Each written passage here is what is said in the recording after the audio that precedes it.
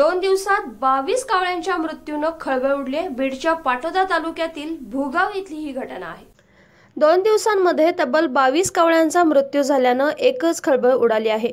ही घटना आहे बीडच्या पाटोदा तालुक्यातील भुगाव इथली। परवाच्या दिवशी 15 कावळे आणि काल 7 कावळ्यांचा मृत्यू झाल्यामुळे परिसरात दहशतीचं वातावरण पसरलेलं आहे। एवढ्या मोठ्या प्रमाणावर कावळे मृत आढळल्याची ही घटना बीड जिल्ह्यामधील पहिलीच आहे। कावळ्यांचा मृत्यू कशाने झाला हे अद्याप अस्पष्टच आहे। घटनास्थळी वन विभागाचं पथक दाखल होऊन या मृत्यूची शहानिशा करण्याचा प्रयत्न करण्यात आलाय। मात्र अद्याप कावळ्यांचा मृत्यू कसा झाला हे मात्र समोर आलेलं नाही।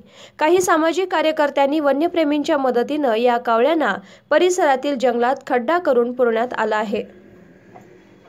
भुगाव तालुका पाटोदा जिल्हा बीड येथे 2 दिवसापूर्वी जवळपास 22 कावळ्यांचा मृत्यू झालेला आहे। हे कावळे नेमके कशाने मेले हे मात्र अद्याप स्पष्ट झालेलं नाही। तरीही बीड जिल्ह्यातील नागरिकांनी घाबरून जाण्याचं कारण नाही, कारण बर्ड फ्लूची लागण आपल्या महाराष्ट्रापर्यंत आतापर्यंत आलेली नाही।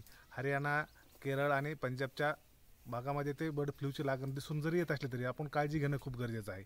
जर अशाच पद्धतीचे कावळे किंवा इतर पशुपक्षी मृतावस्थेत जर कुठे आढळून आले तर वन विभागाशी संपर्क साधावा किंवा आमच्या सरपराज्ञी वन्यजीव पुनर्वसन केंद्राशी संपर्क साधला तरी काही हरकत नाही। आणि ह्या कावळ्यांचा मृत्यू नेमका कशामुळे झाला आहे याचा तपास त्याचा PM रिपोर्ट आल्यानंतरच कळेल। पशुवैद्यकीय अधिकाऱ्याने तो रिपोर्ट भोपाळला पाठवला आहे असं बोललं जात आहे, त्यामुळे त्याचा रिपोर्ट लवकरात लवकर येऊन तो नेमका मृत्यू कशाने झाला आहे हे समोर येईल।